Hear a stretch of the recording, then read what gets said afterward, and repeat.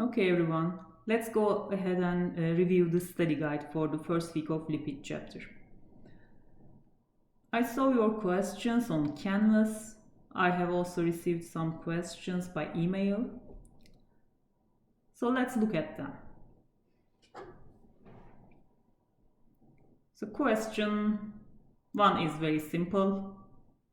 You know the most common form of lipid found in foods are triglycerides. Let's see the second one. A lipid has the following structure. So what's this molecule? We have a glycerol backbone here. And we have 3 fatty acids esterified on this backbone. 1, 2, and 3. So this is a triglyceride molecule.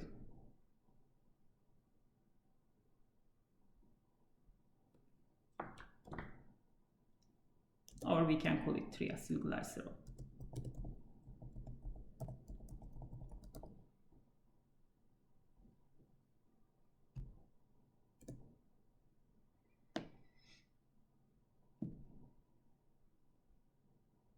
So give the name of this lipid molecule in 2 different ways of naming.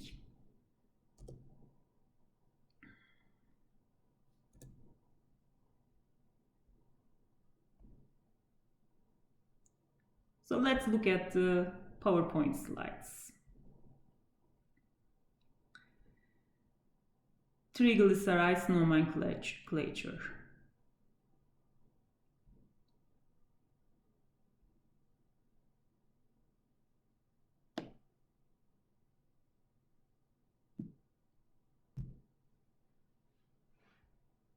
So here we talked about stereospecific numbering.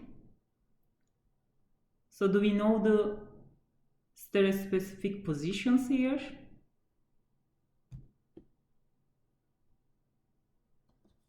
Yes, this is SN1,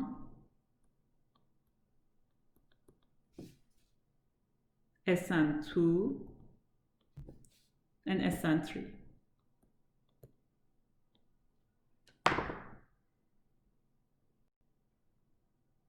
Then we can assign the name based on these positions. Let's see this slide again. Here. So stereospecific location of the fatty acid is known. So SN is added to the name. So what are these fatty acids? Let's identify them.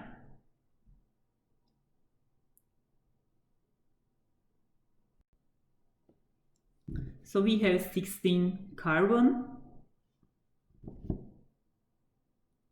I'm writing 16 here. Do we have any double bond here? So we are talking about carbon-carbon double bond, right? Not this one. So 0 double bonds. So what's the common name for these fatty acids? Again, let's look at the table in the PowerPoint slide.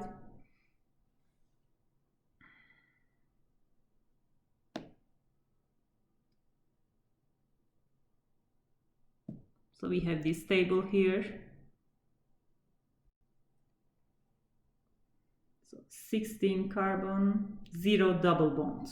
So it's palmitic acid. Palmitic acid. So we are writing that.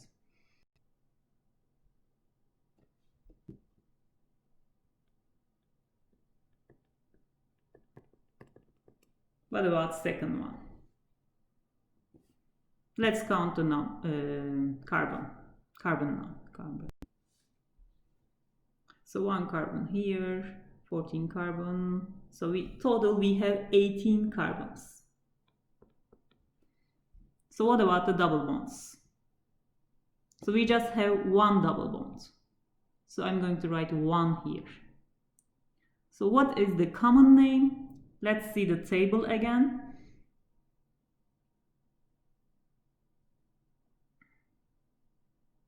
(18) carbons, 1 double bonds. So it's oleic acid.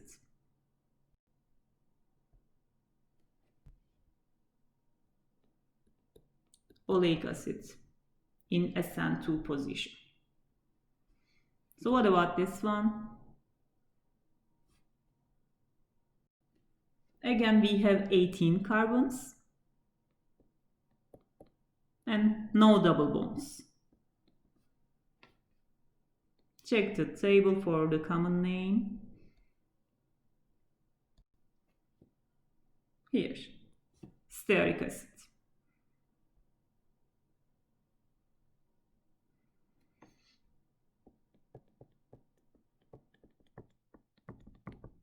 Okay. We identified the three free fatty acids. Three fatty acids. They are not free. They are esterified. Now we can name this lipid molecule. See the nomenclature here. We know the stereospecific location. Then we can pick this name or this name. Actually, they are the same fatty acids. So it will, maybe I can just copy this one.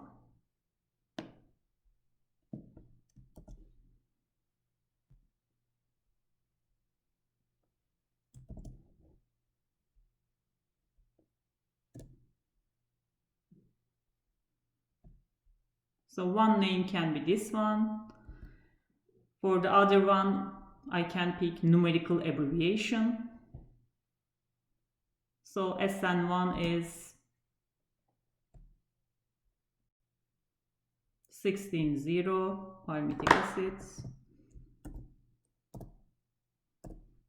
SN2 18,1 and SN3. Sorry, 18,0. So these are the two different names for the same lipid molecule.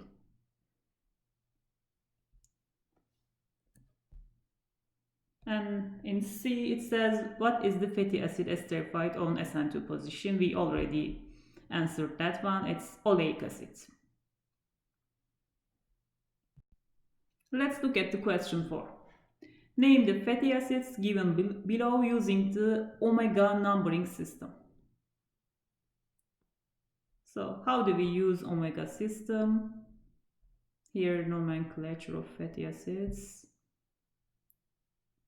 So if we are using omega system, we are counting the position of double bond from methyl ends. Let's identify the methyl ends. So CH3. So you know we have carbon here and here. This is the first carbon and this is the last one. So this is methyl group, CH3, CH3.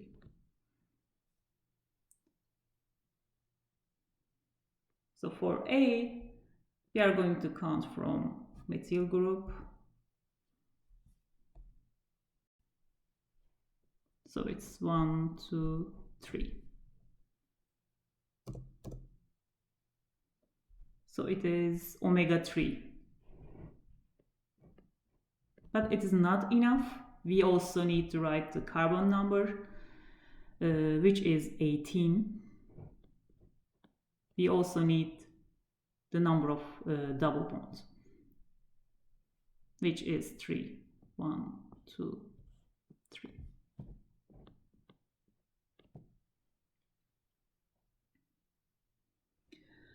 And B, again, we have the same carbon number, 18. 3 double bonds again.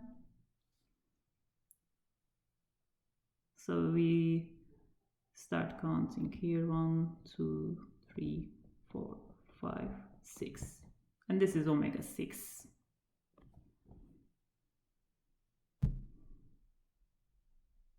For C, we have total 14 carbons and 1 double bond.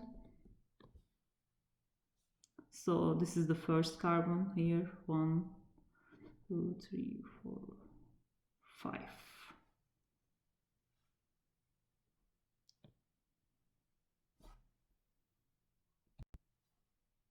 omega-5.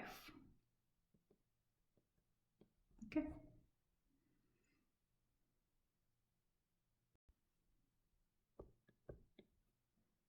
Let's see question 5.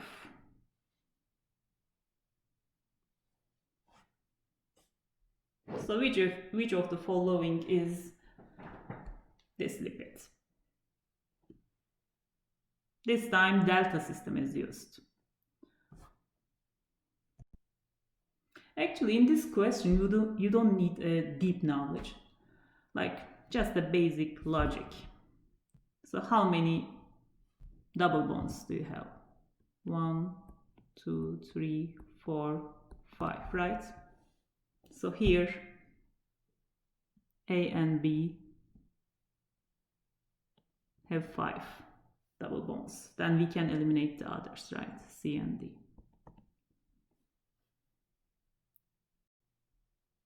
Even here, you don't need to think about like delta 4 and 5 because look here, the 5th double bond is on carbon 18. Sorry, carbon 17, right? And A has 16 carbons, so it automatically eliminates A too. So B will be the answer. It's that simple. Okay. Question 6. Actually, I didn't get that question. It says, what's the difference between triglyceride and phospholipid structure? I think you already know that. But let's see the slide. Here is the structure, phospholipid structure. So remember, in triglyceride structure, 3 fatty acids are esterified onto glycerol backbone. Again, we have a glycerol backbone here. This time, yes, we have 1 fatty acid here, second one here, but in the third group, we have a phosphorus group. So here, 2 fatty acids are esterified on the glycerol backbone. The third group contains a phosphorus group and a functional group, X functional group. Okay, the name of the phospholipid comes from that functional group. So you can answer like that. Let's continue. So what's the main function of phospholipids in food formulations?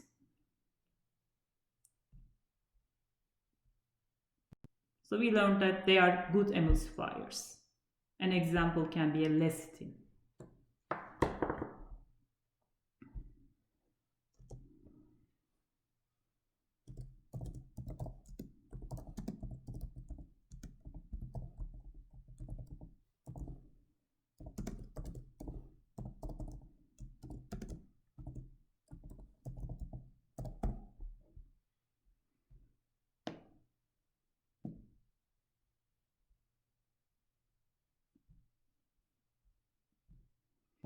Give an example for wax application in food industry.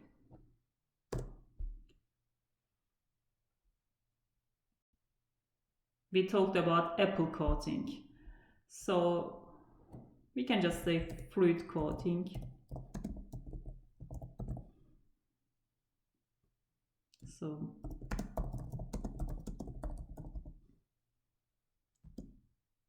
they are added to the surface of fruits. Why? To slow transpirational moisture.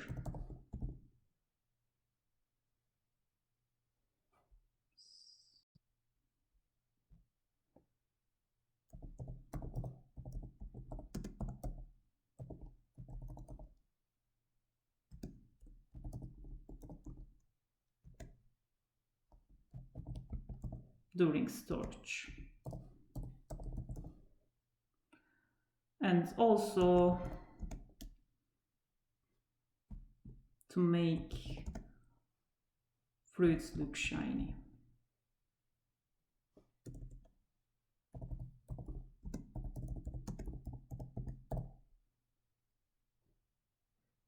So then it will be more appealing to consumers.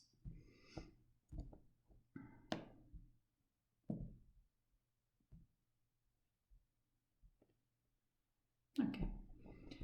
What's the major limitation of expeller pressing? We said it's a clean method, but the major disadvantage is low oil yield.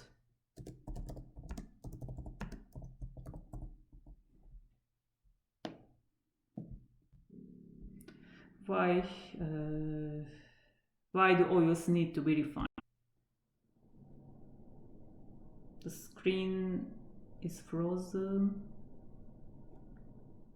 Okay, I'm just repeating in case if there's an interruption. So why do oils need to be refined? Just to make crude oil suitable for human consumption and some food applications, such as frying.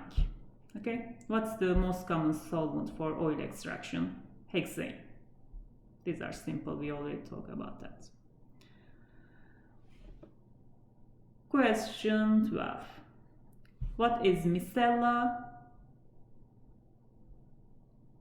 and how is crude oil obtained from micella? So, where did we hear that term, micella? In solvent extraction. So I'm going to write like that.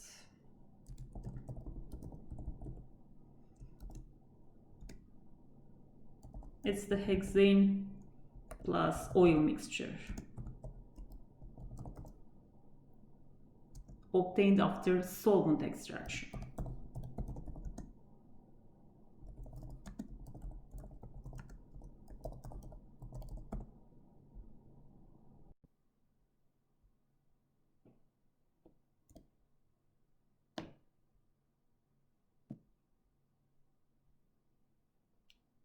So how can we obtain crude oil?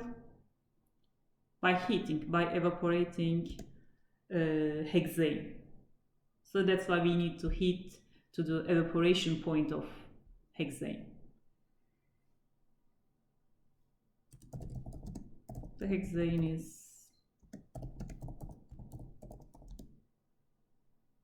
removed from micella by evaporation.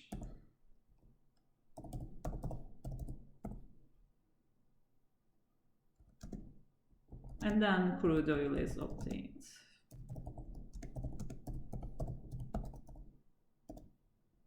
Okay.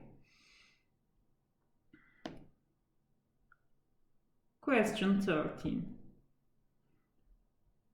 Here you see some major lipid refining steps and major groups of compounds removed during these refining steps. So refining step is the neutralization. What are the main group of compounds removed? Free fatty acids. So if we are talking about pigments, so that means we are talking about the changing the color of oil, lightening the color of oil. So the step is bleaching. And the other one is degumming. So we remove the gummy compound, which is phospholipid. Remember, phospholipids cause water in oil emulsions. And these emulsions will make the oil cloudy, which is undesirable. Okay? And question 14. What is the function of the acid in acid degumming? Okay, I'm repeating the question because there was some interruption. Okay, question 14. What is the function of the acid in acid degumming? Generally, acids are added to increase the phospholipids solubility. They make non-hydratable phospholipids more hydratable. Let's write here. Let's a proper sentence. Okay, we can say acid converts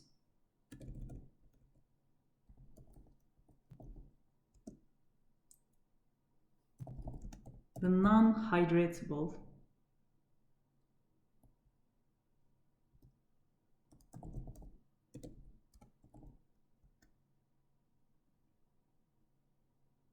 phospholipids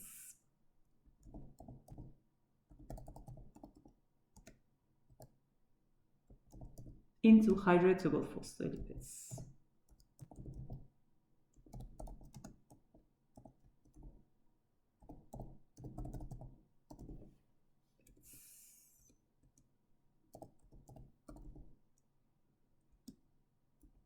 Why? So that they can be separated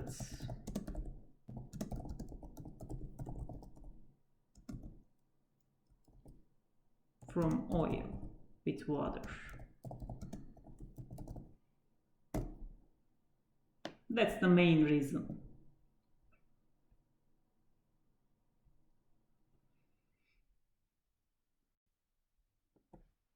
Question 15. Why all refining processes do not have a degumming step? Because, okay, I'm going to write. Because all oils do not contain phospholipids.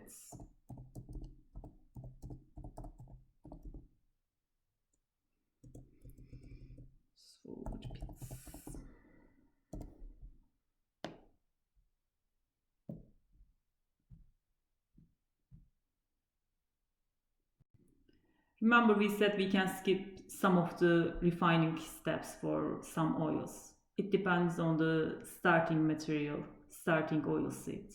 If it doesn't contain phospholipids, then we don't need to do degumming. Okay, question 16. Why are free fatty acids removed during oil refining? The first question is, why do we have free fatty acids in the oil? Because in oil seeds we have enzyme. Which enzyme? Lipase.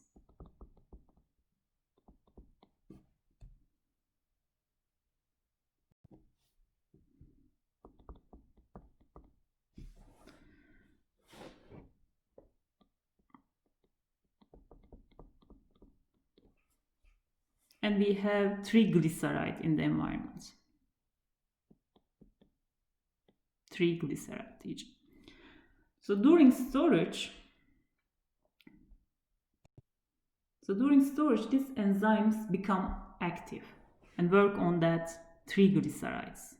And what happens? Then break down the triglycerides. That's why some free fatty acids are formed.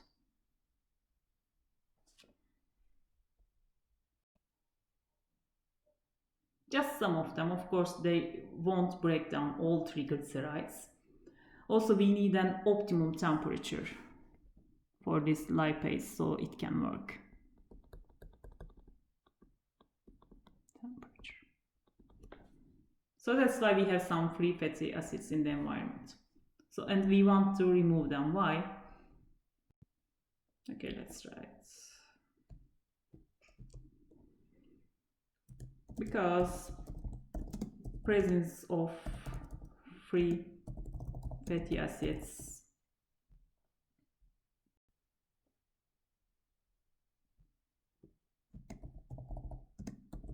will cause an acidic taste.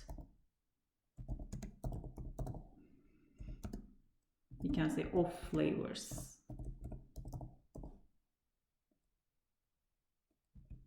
And they also decrease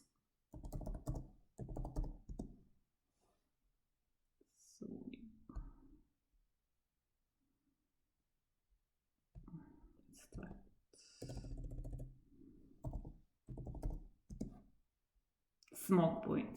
We will come to that.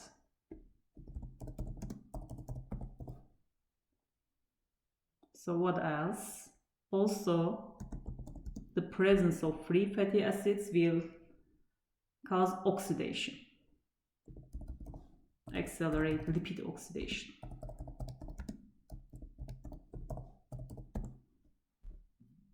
So that's why we want to remove free fatty acids.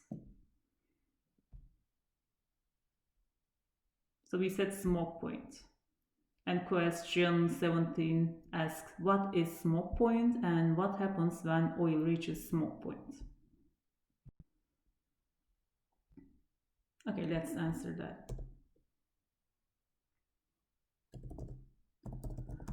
Smoke point refers to the temperature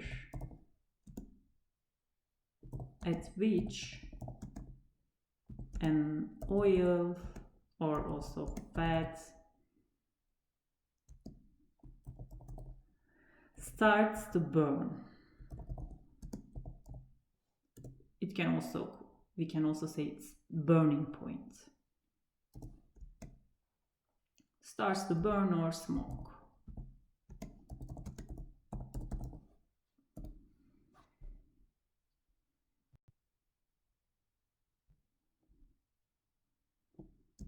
So when the smoke point is reached, what happens? Oil or fat starts to decompose.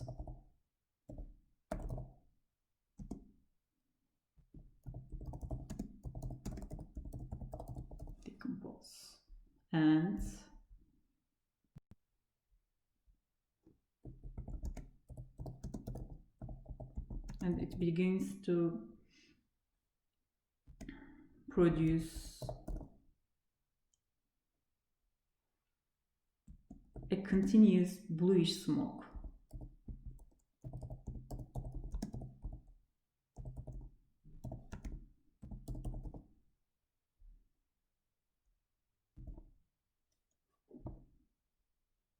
That becomes clearly visible.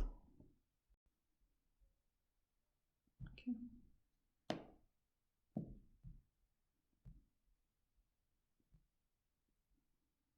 So why smoke point is important? The smoke point of an oil or fat correlates with its level of refinement.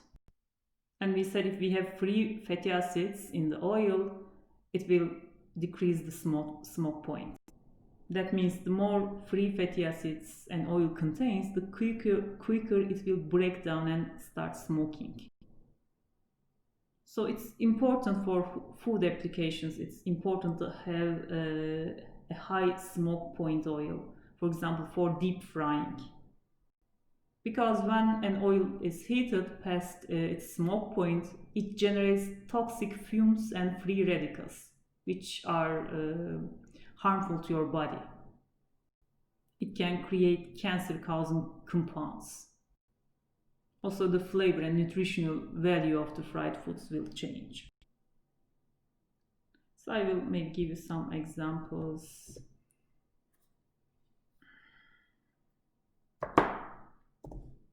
Safflower oil.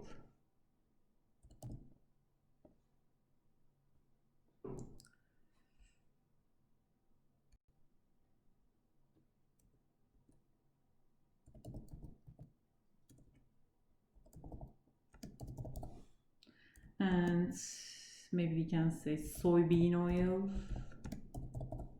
and also maybe butter. So among them, which one is the best for deep frying? So to decide, you need to know the smoke point of them. For safflower oil, it's around 500. It's not an exact number. For soybean oil, 450 Fahrenheit. And for butter, around 350.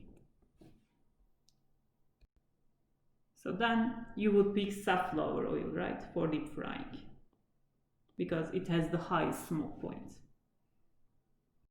So what affects the smoke point? The composition of the oil seed, your starting material, also the level of refinement. Okay. Let's see question 18. What is the process or processes to obtain extra virgin olive oil? Is it refined or not? It's also related with smoke points.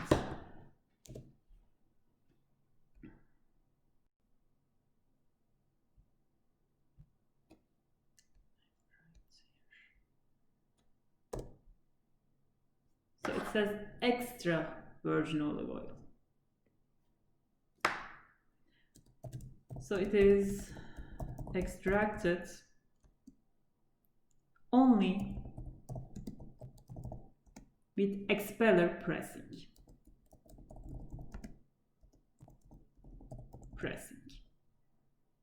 And it is not refined.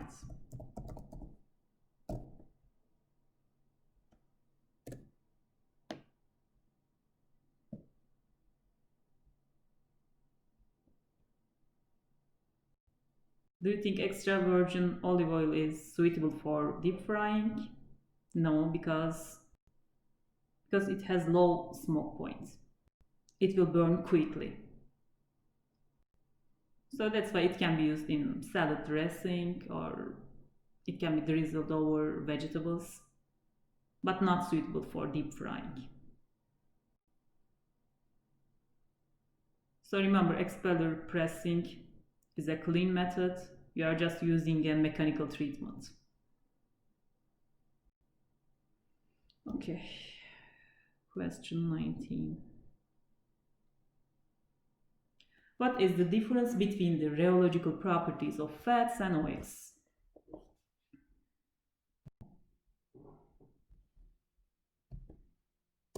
So remember, we said fats tend to behave like plastic. And on the other hand, oils behave like Newtonian fluids. So that's the answer.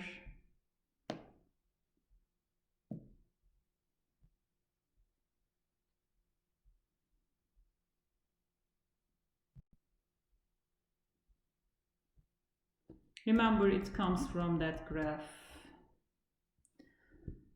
based on the relationship between shear stress and shear rate. Shear stress and shear rate.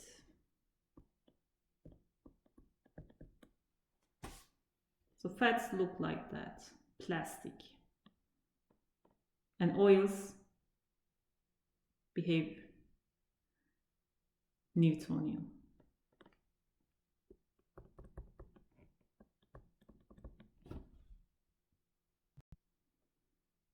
So based on this relationship, food products, fluids, fall into two main classifications, right?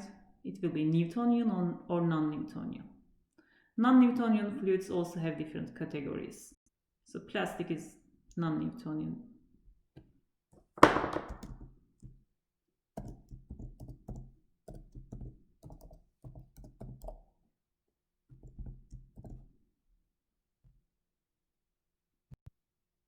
So this graph tells oil will flow easily when we apply a stress. So just visualize a vegetable oil, soybean oil. It just flows. But for fats like butter, we need to apply some stress up to here, up to yield stress. Then it will start to flow easily. So that stress can be mixing, blending, or swallowing. So these are two different categories. Rheology is a different chapter, so you will, if you take the course Advanced Food Analysis next semester, you will learn about rheology in detail. So that's it for that question. And the last one. What will be the useful application of knowing UV absorption properties of lipids?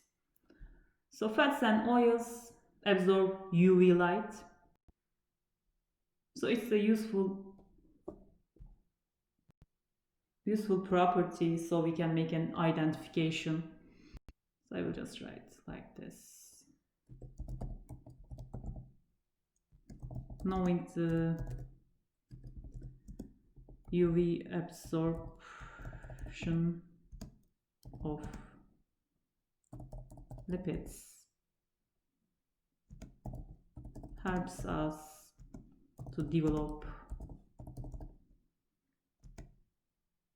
identification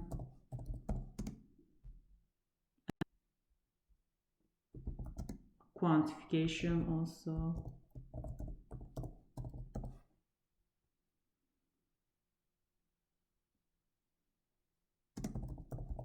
methods using UV spectroscopy,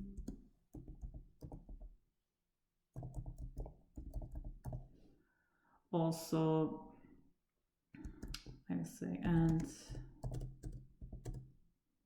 UV coupled chromatography.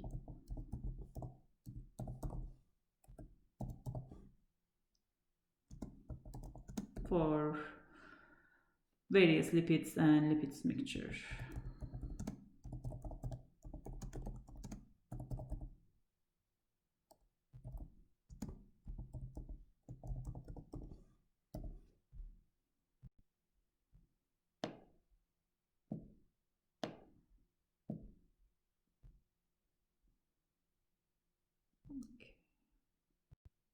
So how do we do that lipid identification and quantification? This UV absorption property is related with the structure. When the structure of the lipid change, the UV absorption parameter change, you get a different number. For example, when lipid oxidized, you will form some oxidation products. The chemical structure will change. The absorption will change because of the formation of maybe new bonds, new structures. Presence of double bonds, for example, affects the UV absorption. When we have more double bonds, the UV absorption will be high.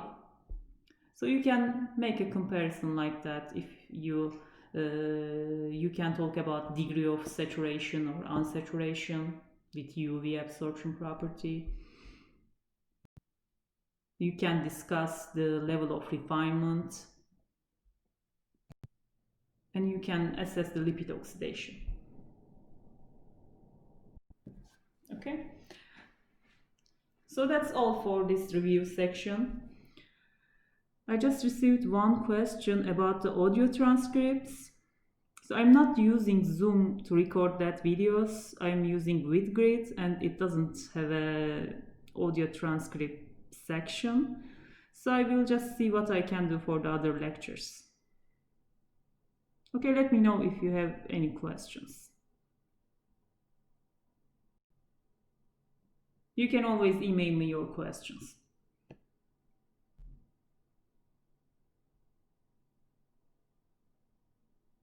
Okay.